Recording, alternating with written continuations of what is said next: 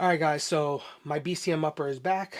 If you are unfamiliar on why I had to send this guy out, I will link the video in the comment section so that you can go see that first. It'll give you all the background information on how this ended up going back. Obviously, I'm saying it's an upper. The upper is not attached to the barrel. There's a reason for that, and I'll get into that. But I've had this barrel back, I want to say, about 4 days. Oh yeah, about 4 days, and I just was not happy with the way BCM handled this. Now, your mileage may vary. You may think that that was a completely appropriate how they handled this situation. Personally, I don't believe that it was good at all for their case and the case of this barrel. So, just a quick recap is I was having issues with this accuracy wise. The barrel, I've had this upper, or at least the barrel, but the upper for almost 10 years now. I think it's already at 10 years now. I barely shot it because it's my wife's rifle. Uh, but I noticed recently, since now we've gotten a lot more time to go out and shoot, primarily this past summer, accuracy was all over the place. I can make hits out to about 300 yards. At 300 yards, you can see things really start to open up. At 400 yards, an IPSC size target was damn near impossible for me to hit. I think out of 25 rounds, I got 2 rounds on target, and then it was just all over the place.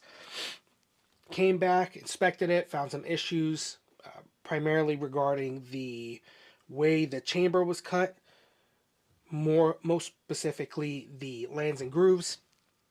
Contacted BCM. BCM was really receptive, and they were very quick on their responses. Went back and forth with them, told them what I was finding. I sent them a bunch of accuracy tests that I sent them, pictures of it, bunch of other stuff. They asked me to clean the barrel thoroughly, make sure all the carbonate and copper fouling was removed. I did. Reshot some stuff. It did improve slightly, but not where I believe a BCM barrel should be, and especially with really high-end match-grade ammo. Again, link in the description or the link in the comment section. You can go ahead and see that video, and it'll give you everything. I sent pictures of the barrel after it was clean, so that they can see that it was completely clean of everything. And I shipped it off to them because they told me to ship it back. And they had it for about a month. I got it back 4 days ago. And this is the email that I received prior to them sending it back to me. So it says, Ivan, we confirm we received your upper group back to our facility. Our tech has completed their inspection, and our precision marksman has finished at the range with your upper group. The tech noted that the chamber passed headspace and freebore tests. The bore, rifling, and crown are serviceable. Remember that word, serviceable.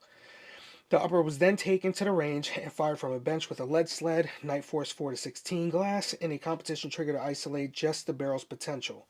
See targets attached.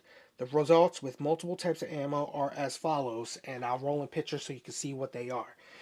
Federal Gold Medal Match, 69 grain, 1.3 inches at 100 yards. Black Hills 55 grain remanufactured, which I didn't even know they make that. 1.3 inches at 100 yards. Black Hills 55 grain factory new. 1.5, so 1.5 inches at 100 yards. Mark 262 77 grain. 3 inches at 100 yards, and a second group of Mark 262 77 grain at 3.5 inches at 100 yards. He continues on, or the individual continues on. The accuracy we are seeing with your upper group is well within the standard for a service grade barrel. I emailed back, said, okay, I'm assuming at this point you're just going to send the barrel back to me. And then I asked, was anything stated by your tech about the way the lands and grooves were cut? Because that was my primary concern, that there was quite a bit of deviation between each land and groove. And if you refer back to my first video on this, you'll see that it's not a slight deviation. It is a pretty big margin. You know, there's quite a bit of run out there. They respond back, yes, the tech confirmed the possible chrome issue was indeed carbon fouling, which I don't believe that for one bit because I took pictures of everything and I cleaned this barrel for 2 days straight, making sure that everything was out of it. They continue to say the lands and grooves radius are correct per mil spec tolerance. Now, they send me the barrel back. I inspect it. Once I get it back, and it's looking exactly how I sent it to them. Now, I don't know if they took this as me trying to just get a free barrel out of the case, because I don't give a shit about that. I already have a barrel to replace this. That was originally what I was going to do to begin with, but I reached out to them. I said, let me see what their customer service is like and if they stand behind their product. So I already have a barrel for this. As a matter of fact, the day it came back, I put everything together. I went and shot some groups with some other ammunition just to see what I was getting. And as a matter of fact, I will show you what it looks like. So let's see. Hopefully this isn't washed out. So I took 2 rifles. I took the BCM Extreme Lightweight Upper, which was with this barrel. And then I took my LWRC DI. Now it's a 16-inch versus a 14.5. As far as accuracy is concerned, I don't think that's going to make any difference whatsoever. So I shot PMC X-Tech 55 grain, Norma 55 grain, and Australian Outback 55 grain Sierra Blitz King. I didn't have any more of the heavier stuff left to shoot. And honestly, I wasn't going to continue to put this on the back burner. I just want to get this thing squared away. So to cover what I got from this upper, PMC X-Tech 55 grain was 2.292 inches. Norma 55 grain was 5.564 inches. And the Australian Outback Sierra Blitz King was 2.905 inches. As you can see, there's quite a bit of dispersion, especially under Norma. Now, Norma is whatever. PMC X-Tech, this is fine in terms of 55 grain, just 193 stuff. However, I can take other barrels that I have that are cheaper than that barrel that'll shoot it way better than this. And that Australian Outback at almost 3 inches with that. Now, somebody might say that that's vertical dispersion. Maybe that's my breathing not being stable. I can assure you that there was almost 0 wind on that day. Cold, but 0 wind, and every one of the shots that I took were very, very good shots. Clean trigger pulls, breath control was on point. My reticle was not moving. So I was doing everything on my end to remove as much of the human factor out of it. As far as the rest goes, I was using a Caldwell Precision tripod, and then I just had a rear bag for the back of it because the rest that you put your handguard in or your pistol grip on to kind of stabilize it sucks. It just has too much flex. So I took that off, and that's been on for a while now. So I always use a rear bag with this. Flip side, LWRC. PMC X-Tech 55 grain gave me 1.995 inches, so just at 2 inches. The Norma gave me 2.817 inches, which basically cut that in half.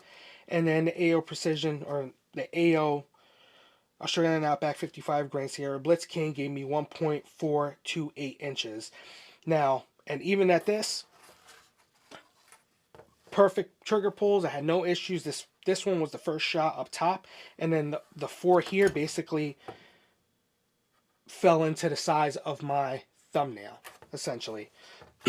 So there is something going on with that barrel, and in my opinion, based off of the email that I got and being what I do for a living in terms of being a diesel mechanic, I deal with a lot of customer service, customer relations when it comes to dealing with items, whether it be a warranty or whatever. Over the course of my 20 years, I've had to deal with a lot of customer service stuff. And when it comes to responses like serviceable or well within standard, without giving me any of the meat and potatoes behind it, that tells me that they were trying not to replace this barrel. They were doing everything they could to not replace this barrel. Now, as far as the 55 grain Black Hills stuff. I didn't even know they make 55 grain stuff.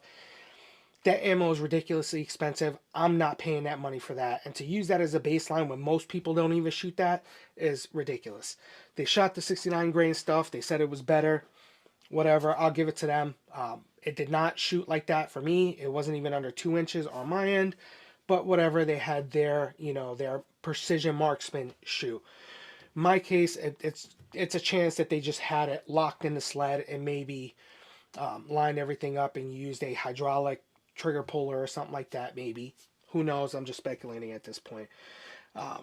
However, the one thing that threw me off was the 3-inch groups for the Mark II 62. Now, I know guys that have used that round heavily in service, primarily from a precision standpoint, and they swear by that as being some of the most accurate ammunition they've ever shot. Even now, being on the civilian side of the house and using other different ammos, they still prefer the Black Hill 77 grain OTMs, the Mark II 62. So for this barrel to shoot that Mark II 62 at 3 inches, I think is a little telling that there's something more to this barrel. And I think that at the end of the day, they just didn't want to replace the barrel, so they did whatever they had to do to not replace it. I've had issues with other companies with their products, some of it documented on my channel, and I was able to give them all the information, and then they were able to confirm that themselves and get it back. In this case, sometimes you can read something or a series of emails or a series of responses, you talk to people, and you can get the sense that they just did not want to do anything about this. And that's just my opinion on it. Other people may vary. BCM might see this video, might have a response. I doubt it, because who the hell am I? I'm a nobody, especially in YouTube. Like, I carry 0 weight, so who the hell cares? And I didn't make it a point to tell them about my channel, because that's not the point of it. The point was I was having issues and I didn't want special treatment. Not that I thought that would ever be the case, but I just want them to take care of what was supposed to be taken care of. And for barrels that they're going to charge $300+ for, you should stand behind your product. Now, some people might ask themselves, or they might say to themselves, well, that barrel's 10 years old, like I wouldn't replace it.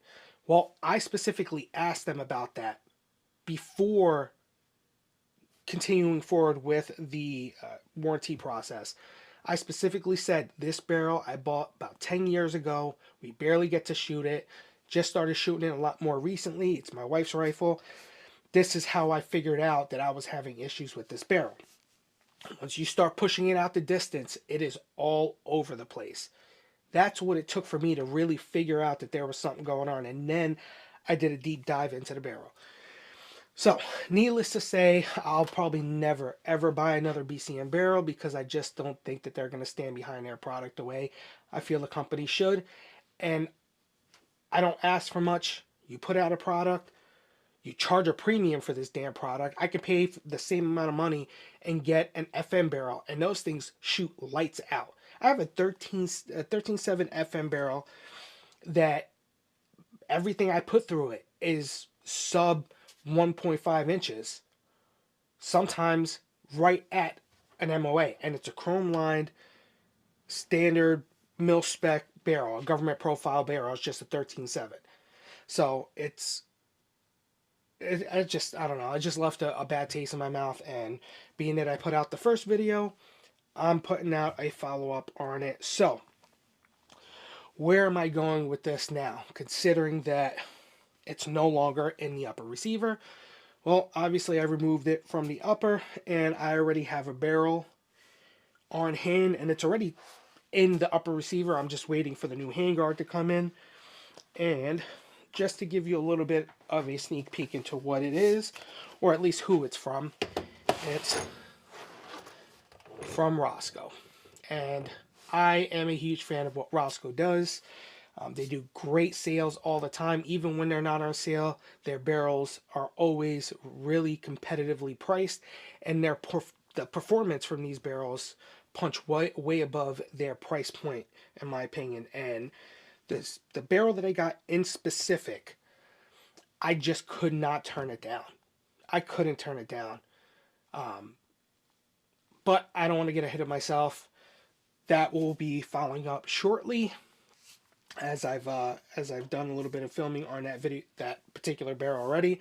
But this is what's replaced it. Tomorrow, the rest of my parts come in for that upper, so I can have it back together, and then I can go ahead and give you an update on that barrel and show you what this rifle is going to look like.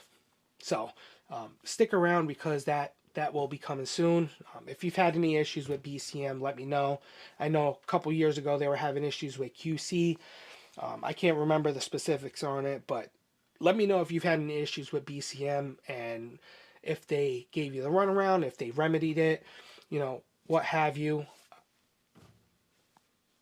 I don't know. I don't even know what to say anymore at this point. But yeah, definitely disappointed, because there's a lot about BCM that I love. I love their pistol grips. They're one of my all-time favorite pistol grips. Obviously, their bolts are good. I've used their bolts to, for head spacing, trying to find the tightest lockup. Other companies do it, like Criterion and all those other companies. So there's a lot to love about BCM, and there are still parts about BCM that I'm still going to use, because they just make some pretty good stuff. But the way everything happened with this barrel, again, left a pretty bad taste in my mouth, and I probably won't ever use an actual firearm of theirs. I'll just probably use some of their accessories, the ones that I like, and then go to other companies that I feel maybe stand behind their customer a little bit better. But anyway, thanks for watching. Maybe I'm just being a little bitch about this. It's all up to you guys or how you see it. But thanks for watching again, and let me know what you think in the comment section below. I'll catch you in the next video.